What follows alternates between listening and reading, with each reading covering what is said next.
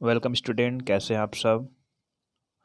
आज हमारा जो टॉपिक है वो है मानव वंश अर्थात जीवाश्म के आधार पर मानव का विकास। किसके आधार पर? जीवाश्म।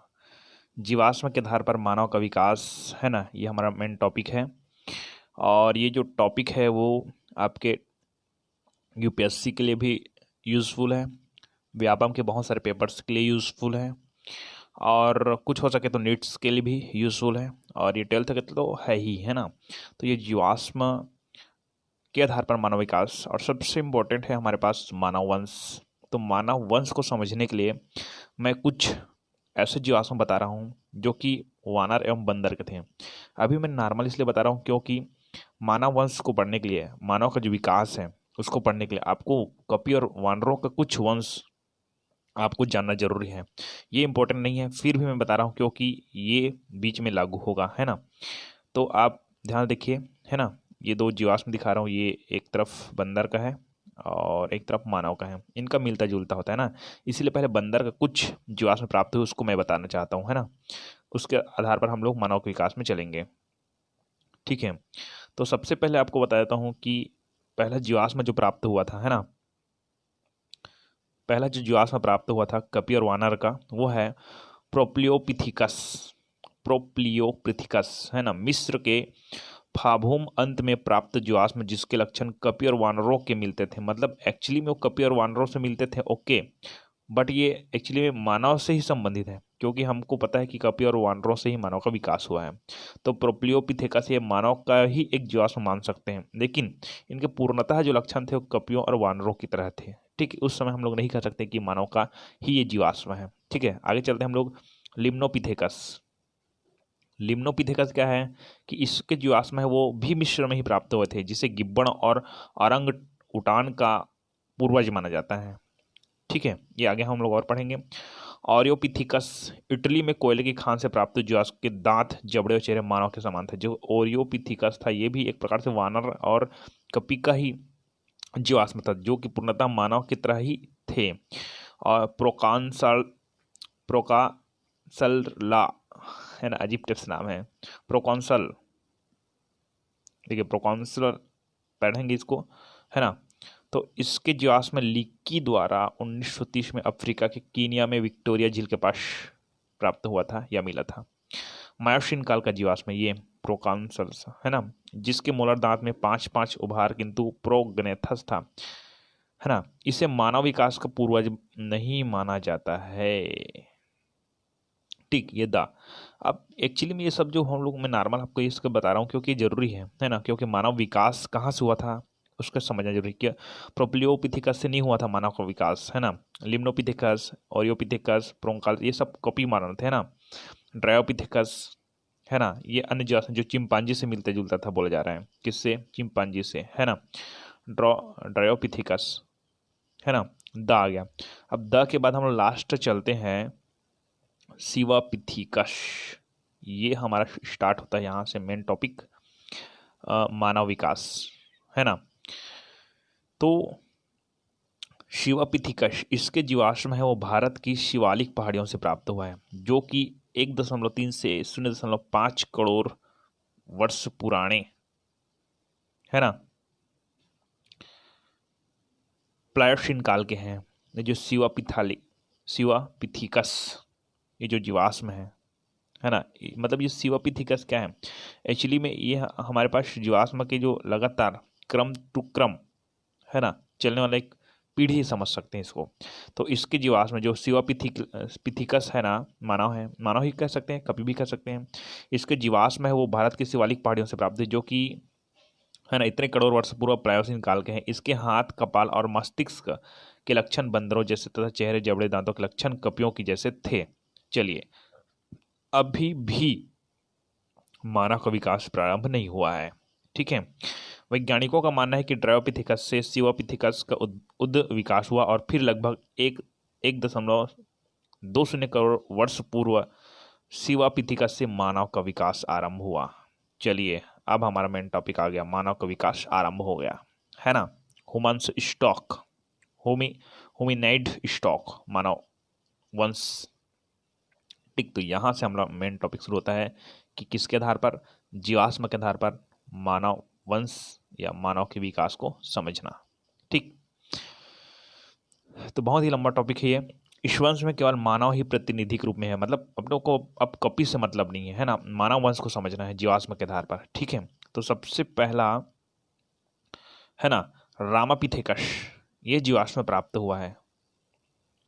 ठीक है, जीवाश्म, इसी जीवाश्म के आधार पर यह कह सकते हैं कि सबसे पहला मानव का ये जीवाश्म है ना। तो उसका नाम है रामापिथेकस। यहाँ शुरू करते हैं। तो इसका प्रथम जीवाश्म भारत की शिवालिक की पहाड़ियों से प्राप्त हुआ था। प्रथम जीवाश्म है वो भारत की शिवालिक की पहाड़ियों से प्राप्त हुआ था। यह लगभग 1.4 करोड़ वर्ष पुराना है। कितना? 1.4 करोड़ वर्ष क्या है ये, पुराना है। ठीक है, इसके जीवाश्म अध्ययनों से ज्ञात होता है कि ये संभवतः खड़े होकर चलते थे। एक्चुअली में सबसे पहले जो अभी भी जो वानर है वो 4 पैर में ही चलते हैं, 2 पैर को नीचे करके, लेकिन इस टाइम के जो रामापिथेकस का जो जीवाश्म प्राप्त हुआ था, इस जीवाश्म के अध्ययन से ये पता चलता है कि ये खड़े होकर चलते थे। इनके मानव की तरह जबड़े छोटे, चेहरा अधिक सीधा खड़ा एवं इंसिजर व अन्य दांतों के बराबर थे, है ना। इंसिजर, केनाइन, मोलर, प्रीमोलर, ये सब दांत है ना। ये इंसिजर क्या बोल रहे हैं इसे मत करना, ये दांत है। ठीक है, तो इनके मानव की तरह जबड़े छोटे, चेहरा अधिक सीधा खड़ा एवं इंसिजर व अन्य दांत के बराबर थे, है ना। मतलब कहा जाए कि जबड़े वो दांतों से ही लगभग लगभग जुड़े थे और उसके बराबर थे, है ना। इसके कारण इन्हें मानव का जो वंशानुक्रम है, ये देखिए यहाँ पर पूरा क्लियर दिखाई दे रहा है आपको सब वंश के बारे में लाइन से। इस वंश को हम लोग पढ़ते जाएंगे लाइन से। ये पिलियोपिथेकस है, प्रोकोन्स है, ड्रायोपिथेकस है, रामापिथेकस है। तो यहाँ से हम लोग स्टार्ट कर रहे हैं रामापिथेकस से। इसको मैंने आपको नॉर्मल बता दी है शुरू में, रामापिथेकस से शुरू कर रहे हैं हम लोग, है ना। तो यहाँ बहुत सारे, चलिए, तो मैंने आपको क्या बताया था अभी कि रामापिथेकस में क्या बताया कि इसके कारण इन्हें मानव वंश का क्या कहते हैं, पहला पूर्वज माना जाता है। जो रामापिथेकस है उसको मानव वंश का पहला पूर्वज माना जाता है। इसे अधा मानव भी कहते हैं। देखिए, सब ह्यूमन किसको बोलते हैं, है ना, तो हम लोग बोलेंगे रामापिथेकस को।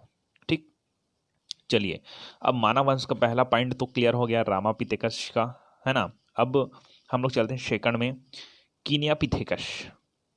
चलिए ध्यान सुने, कीनियापिथेकस, इसका जीवाश्म है वो लीकी को 1948 में अफ्रीका के कीनिया में प्राप्त हुआ, इसलिए इसका नाम कीनियापिथेकस हो गया। क्लियर रही, कीनियापिथेकस। क्या नाम से करेंगे इसका, कीनियापिथेकस, है ना।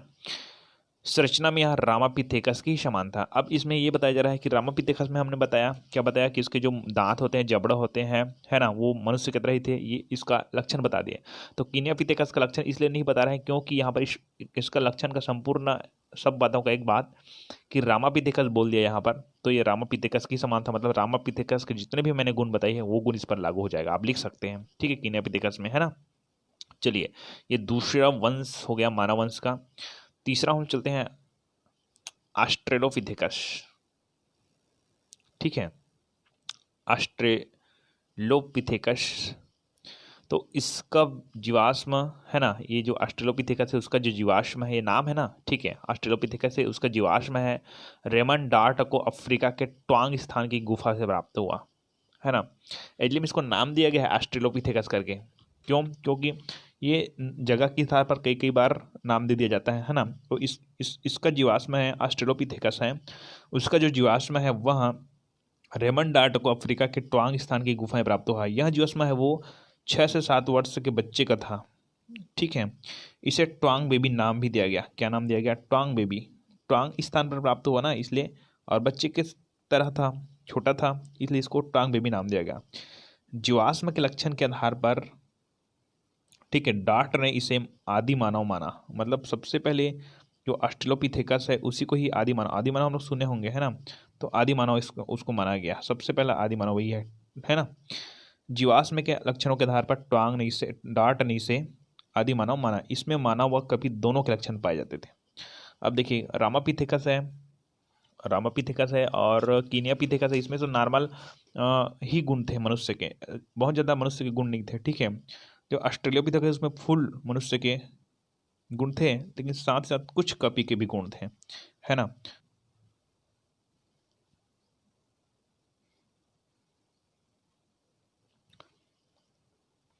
चलिए तो चलते हैं हम लोग ये जो ऑस्ट्रेलोपिथेकस उसके लक्षण में चलते हैं। तो ये 4 फुट लंबे सीधे खड़े होकर चलते थे। 4 फुट लंबे हैं, वैसे 5 फीट 6 इंच में खुद हूँ, है ना, बस मेरे से छोटा था। चलिए 4 फुट लंबे सीधे खड़े होकर चलते थे। कशेरुक दंड में एक स्पष्ट कटी आधान था। कटी लंबर हम लोग पढ़े हैं, लंबर, ठीक है। सर्वाइकल, सबसे गले का जो हड्डी होता है उसको सर्वाइकल बोलते हैं। 11वीं क्लास में भी पढ़ सकते हैं, बीएससी में भी पढ़ सकते हैं। अच्छा, ये जो विकास है वो बीएससी के लिए भी यूज़फुल है, और यहाँ से बहुत सारा पढ़ सकते हैं ना। एमएससी में भी हो सकती है, हम लोग एमएससी में भी इसको यूज़फुल तरीके से उपयोग कर, यूज़फुल है हमारे लिए, है ना। तो 4 फुट लंबे सीधे खड़े होकर चलते थे। कशेरुक दंड में एक स्पष्ट कथी आधान था। लंबर, लंबर सर्व, है ना, लंबर बोलते हैं इसको, ठीक है। लगभग जो कमर वाले भाग वहाँ पर, है ना। आगे देखें, महारंध्र करोटी के कुछ नीचे और स्थित था। महारंध्र ना, ये महारंध्र जो मानव का जो जीवाश्म है, जो कोटी करोटी के कुछ नीचे, है ना। तो एक्चुअली में यहाँ जो जीवाश्म को समझना है तो आपको पहले हड्डियों का ज्ञान होना जरूरी है। एक कोटी, करोटी, ठीक है, कोटिक भी बोलते हैं इसको। तो ये वाला भाग कहाँ पास मिलता है ना, ये आपके मेखला वाले भाग में मिलता है, ठीक है। चलिए, केनाइन की दांत नुकीले नहीं थे। केनाइन मैंने बताया था, ये केनाइन क्या है बोलेंगे फिर, तो ये दांत है। देखिए, दांत इंसिजर, केनाइन, मोलर, प्रीमोलर इतने होते हैं, है ना। तो इनके जो दांत है वो नुकीले थे। ठोड़ी का अभाव एवं चेहरे प्रेग्नेंथस प्रकार का था। जो प्रेग्नेंथस और पढ़ेंगे आगे हम लोग, है ना। ठोड़ी का अभाव, जो ठोड़ी बोलते हैं उसको, है ना, सामने का जो मुंह के जस्ट नीचे वाले भाग को ठोड़ी बोलते हैं। चेहरा प्रेग्नेंथस प्रकार का था, ये प्रेग्नेंथस आगे बढ़ेंगे, ठीक है। तो इस तरह से ये 6 नंबर का ऑस्ट्रेलोपिथेकस के लक्षण है। ऑस्ट्रेलोपिथेकस में मानव और कपी दोनों के लक्षण पाए गए थे। अब हम चलते हैं पेरेंथ्रोपस, है ना, ये जीवाश्म है। इस जीवाश्म के आधार पर देखते हैं, है ना, कि इसके जीवाश्म की खोज है वो बूम 1936 द्वारा अफ्रीका में की गई थी। इसके आधा द्वारा द्विपदचारी गमन था। मतलब द्विपदचारी मतलब क्या हो रहा है कि आधा वो कभी कभी 2 पैर में चलता था, है ना, कभी कभी 4 पैर का भी यूज करते थे, लेकिन पूर्णतः 2 पैर में ही चलता था। तथा ये भारी भरकम 70 केजी शरीर वाले थे। पेरेंथ्रोपस है। शरीर की लंबाई लगभग 1.5 से 1.53 मीटर अधिक थी। इसमें भौहें विकसित थे। भौहें मतलब लोग जानते हैं जो, अब भौहें को अच्छा समझना है तो लड़कियों को पूछ सकते हैं, ठीक है। इसमें भौहें विकसित तथा नाक अपेक्षाकृत चपटी थी। ठोड़ी का भाव था, इसमें भी ठोड़ी का भाव था। चलिए, तो ये हो गया पेरेंथ्रोपस, है ना। अब ये कितना भाग हो गया, हो गया, ठीक है। 3 और ये 4, ये 5वां हम लोग चलते हैं, जिंजेथ्रोपस, ठीक है। ये 5वां नंबर है जिंजोथ्रोपस कहते हैं। ये जिंजोथ्रोपस का ज़्यादा डिटेल इसलिए नहीं दिए गए है क्योंकि, बता दूँ क्यों नहीं दिए गए हैं आगे। पोरेंथ्रोपस हम लोग पढ़े हैं ना, ठीक है। तो यहाँ पर देखिए कि इसकी खोज ये लीकी वैज्ञानिक है, वो बहुत खोज करी 1959 द्वारा अफ्रीका में की गई थी। इसके लक्षण पेरेंथ्रोपस की तरह था। अब भाई इसका आपको पूछा जाएगा हमारे जिंजेथ्रोपस का लक्षण लिखें, तो पेरेंथ्रोपस का लक्षण लिख दीजिए, इसका लक्षण लिख दीजिएगा। इसकी लंबाई कितनी थी, 1.53, ठीक। अब हम लोग चलते हैं लास्ट, ठीक है, होमो में, क्योंकि होमो से ही हमारा मेन टॉपिक शुरू होगा आधुनिक मानव का, है ना। इसका विकास संभवतः ऑस्ट्रेलोपिथेकस से माना जाता है। ऑस्ट्रेलोपिथेकस हम लोग सबसे पहले से 3rd नंबर में पढ़े थे, कीनियापिथेकस के बाद ऑस्ट्रेलोपिथेकस। तो इसका विकास संभवतः ऑस्ट्रेलोपिथेकस से माना जाता है। आज से लगभग 30 से 40 लाख वर्ष पूर्व ऑस्ट्रेलोपिथेकस उद्विकास को 2 शाखाओं में बांटते हैं। ठीक है, कितने शाखाओं में बांटते हैं? 2 शाखाओं में बांटते हैं, है ना। तो 2 शाखाओं में बांटते हैं, तो किस तरह से बांटते हैं देखिए आगे।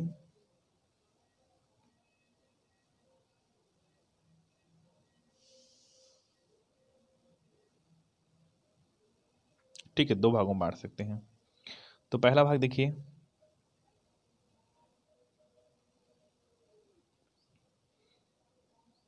कि भारी भरकम शरीर वाले ऑस्ट्रेलोपिथेकस रोबस्टा। ठीक है, ऑस्ट्रेलोपिथेकस रोबस्टा, ये जो होमो है, होमो ही हमारा मेन बहुत ही प्रागैतिक मानव है। होमो से ही बहुत सारे और वंश जुड़े हुए हैं, होमो हेबेलिस, होमो इरेक्टा, होमो सेपियंस, बहुत सारे, है ना। तो भारी भरकम वाले शरीर वाले ऑस्ट्रेलोपिथेकस रोबस्टा, ठीक है, ऑस्ट्रेलोपिथेकस भी कहेंगे उसको। और दुबले हल्के शरीर वाले ऑस्ट्रेलोपिथेकस अफ्रीकैंस लूसी, मतलब ये जो होमो है, होमो का निर्माण ऑस्ट्रेलोपिथेकस से हुआ है। तो इसको हम लोग 2 भागों में बांट सकते हैं। ठीक है, ये 2 प्रकार से हो गए।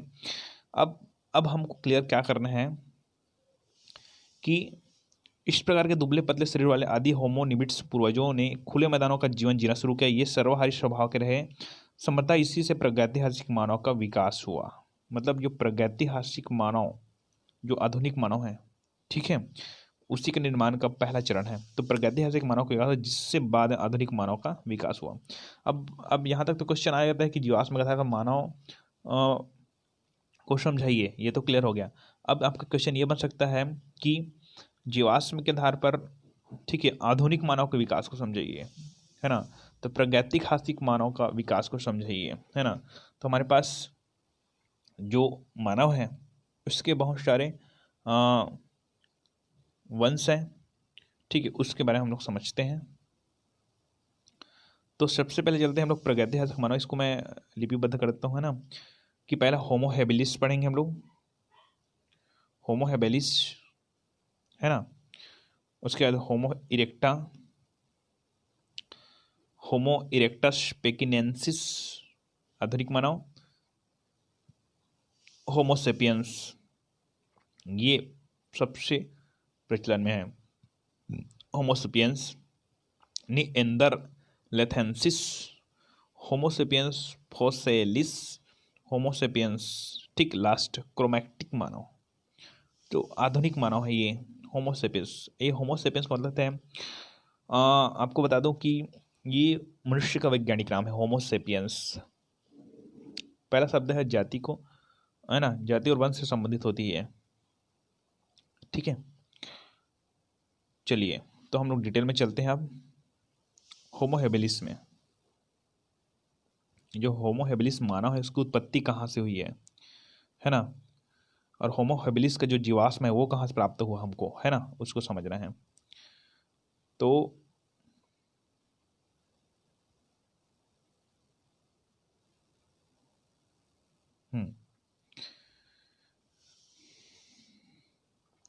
इसकी उत्पत्ति पूर्व प्लास्टोसीन काल में, प्लास्टोसीन युग हो गया शुरू। प्लास्टोसीन हम लोग पढ़े हैं घोड़े के विकास में, है ना। तो प्लास्टोसीन काल में आज से लगभग 60 से 20 लाख वर्ष पूर्व हुई थी। इसके जीवाश्म की खोज मेरियम लीकी ने 1960 में अफ्रीका के अलुवाई जॉर्ज के शैल पत्थरों में की थी, शैल स्तरों में की थी। इसके प्रमुख लक्षण निम्नलिखित है। जो होमो हिबिलिस के लक्षण लिखे ऐसा आ सकता है ना।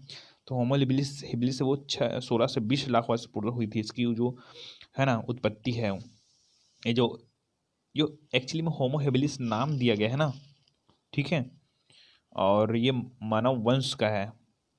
चलिए अब होमो हेबिलिस के लक्षण देखते हैं हम लोग, कि इसकी जो लंबाई थी वो लगभग 1.2 से 1.5 मीटर थी। शरीर का भार लगभग 50 किलो था।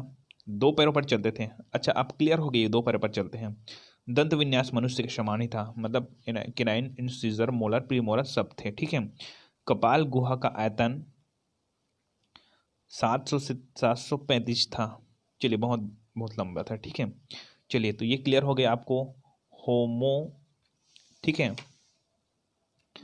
हिबिलस। अब होमो हिबिलस से बनता है होमो इरेक्टस।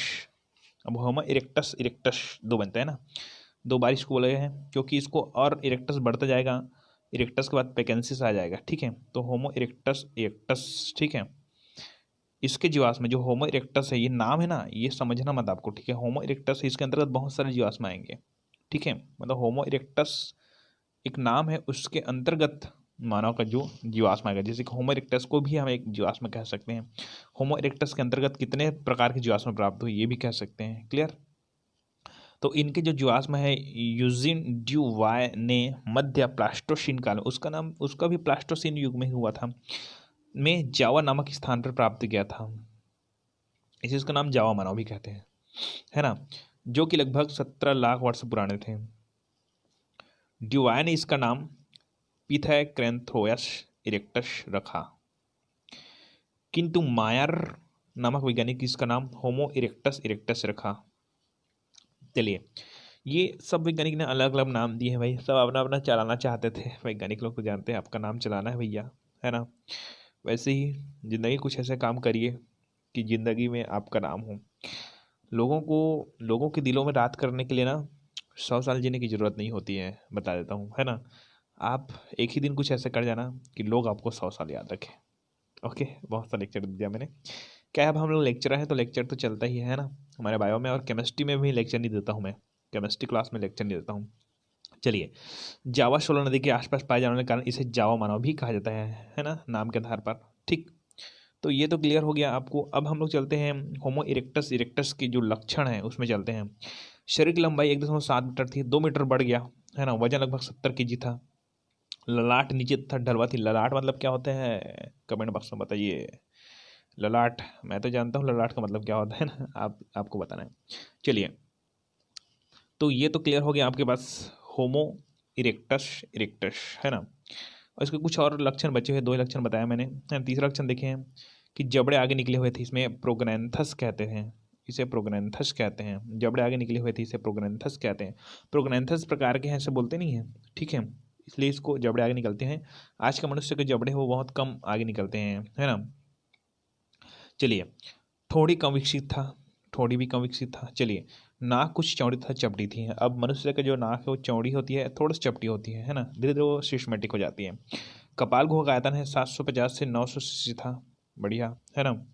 होंठ आगे की ओर तथा मोटे पाए जाते थे, आजकल मनुष्य में छोटे हो जाते हैं, है ना। चलिए, तो इस तरह से दूसरा मानव वंश है वो क्लियर हो गया। दूसरा मानव वंश है ना। ये मानव वंश किसके आधार पर हम लोग चलते हैं, प्रागैतिक मानव, है ना। तो ये होमो हेबिलिस पहला, दूसरा होमो इरेक्टा इरेक्टस, और तीसरा है होमो इरेक्टस पेकेंसिस, है ना। ये तीसरा नंबर का है, पेकिंग मानव कहते हैं इसको।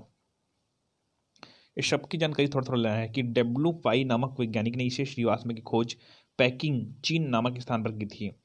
डेविसन नामक वैज्ञानिक ने इसे सैनेंथ्रोपस पेकिनेंसिस नाम दिया था, ठीक है।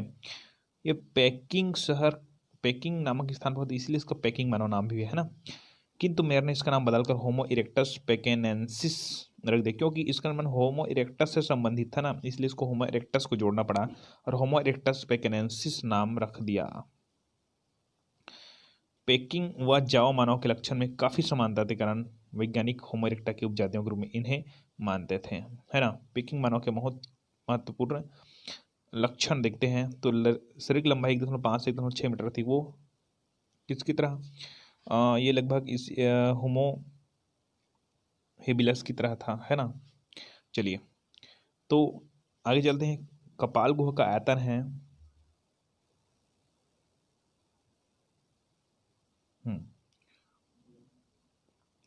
कपाल गुहा का आयतन है 850 से 1300 सीसी था, अतः इसका मस्तिष्क जावा मानव की कपाल, कपाल मतलब समझते हो आप लोग, है ना। इसको भी आप लोग को बताइए, कपाल की जो गुहा है, मतलब मानव के जो कपाल होते हैं, कपाल भाती बोलते हैं उसको, मत बोलना है, ठीक है। तो कपाल होते हैं, उस कपाल की जो गुहा है, गुहा के अंदर क्या होता है, जो उसका मस्तिष्क है वो है, उससे संबंधित है। अब गुहा बड़ा हो गया मतलब मस्तिष्क अपेक्षाकृत बड़ा था, और ये उनसे अधिक बुद्धिमान थे, ठीक है। और अन्य जो पीढ़ियाँ आई थी, अन्य जो वंश आए थे उससे ज़्यादा बुद्धिमान थे। मोलार दांत मनुष्य के समान थे। मोलार टीथ जो हम लोग छत्तीसगढ़ी में डाढ़ा टाइप से बोलते हैं ना, उधर की बात करते हैं। इसमें सर्वप्रथम इन्होंने सर्वप्रथम आग का उपयोग किया, यही जो वंश है जिन्होंने आग का उपयोग किया, होमो इरेक्टस पेकेनेंसिस मानव, है ना। आप वो देखे होंगे, मेंटोस दिमाग की बत्ती जला दे, हाँ पर यूज़ करते हैं ना। चलिए, तो पूर्व नूतन काल में होमो इरेक्टस का नाम होमो सेपियंस ने ले लिया। अब देखिए, थोड़ा सा विकसित हो गया मानव, विकास है ना, मानव है विकसित हो गया तो उसका नाम होमो सेपियंस लिखते हैं। लेकिन होमो सेपियंस है ना, ये सबसे इम्पोर्टेंस, इसको और बहुत सारे भागों में बांटते हैं, है ना, लेकिन अभी नहीं बांटेंगे हम लोग। चलिए, होमो इरेक्टस पेकेंसिस भी क्लियर हो गई। अब हम चलते हैं होमो इरेक्टस पेकेंसिस के जस्ट बाद, ये देखिए इसका चित्र है, ये है पैकिंग मानव का, पिकिंग मानव बोलते हैं इसको। पिकिंग मानव मतलब कौन सा है, होमो इरेक्टस पेकेंसिस। ठीक है, अब हम लोग चलते हैं होमो सेपियंस, नाम दे दिया ना थोड़ा सा, है ना, तो होमो सेपियंस नीएंडरथेलेंसिस, ये है 4 नंबर में आता है ये, है ना, किसके बाद, होमो इरेक्टस पेकेंसिस के बाद। तो इसके जीवाश्म जर्मनी के नीएंडर स्थल घाटी से फुसलरोट नमक विज्ञानी को प्राप्त हुआ था। ये लगभग 1.5 लाख वर्ष पूर्व पाए जाते थे और लगभग 25,000 वर्ष पूर्व लुप्त हो गए। तो ये नाम इन नीएंडरथल्स पर प्राप्त है, इसलिए नीएंडरथल्स मानव भी कहते हैं। खत्म। ठीक है, शरीर की लंबाई लगभग 1.5 से 1.6 मीटर तक सुदृढ़ था। कपाल गुहा का आयतन है 1300 से 1600 सीटर, जो कि आधुनिक मानव के समान थे आज के डेट में, है ना, सबके पास इतना ही आयतन होता है ना, मेरे पास है कि नहीं पता नहीं। चलिए, तो लिएंडर मानव प्रयुक्त औजार, तो इसी टाइम का जो माना है वो पत्थर के औजार का यूज़ करते थे। ठीक है, जो होमोसेपियंस निएंडर लेथेंसिस है वो।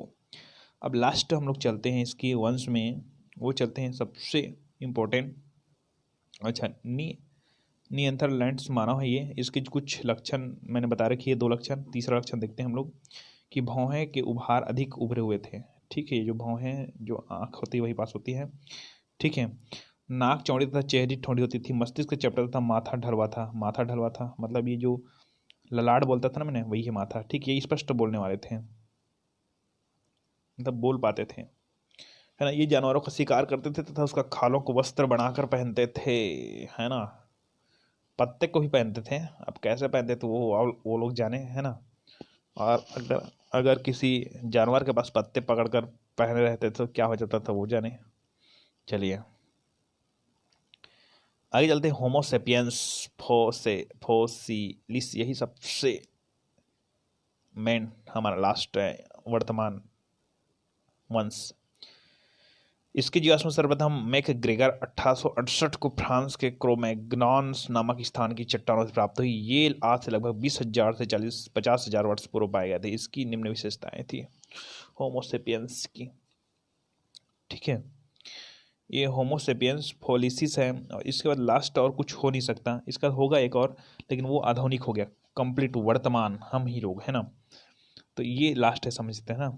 चलिए, इसके लक्षण में चलते थे, लक्षण चलते हैं, ये देख लीजिए, क्रोमैग्नन मानव। ठीक है,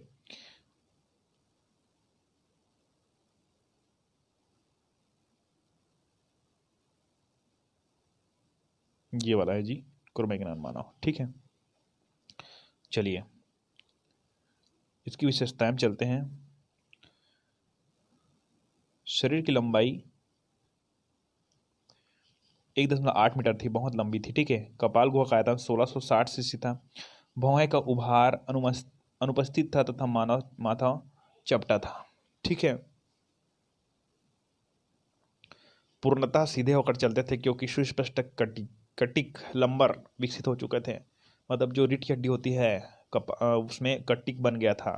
सुस्पष्ट ठोड़ी एवं नाक पतले हो जाते थे। चेहरा सीधा, जबड़े व्यवस्थित तथा बाहर निकले हुए थे। आभूषण बनाना, खाल से वस्त्रों को पहनना, चट्टानों को सुंदर चित्र बनाना, मुर्दों को गाड़ना आदि प्रवृत्तियां उन्नत रूप से जाने के प्रमाण मिले हैं।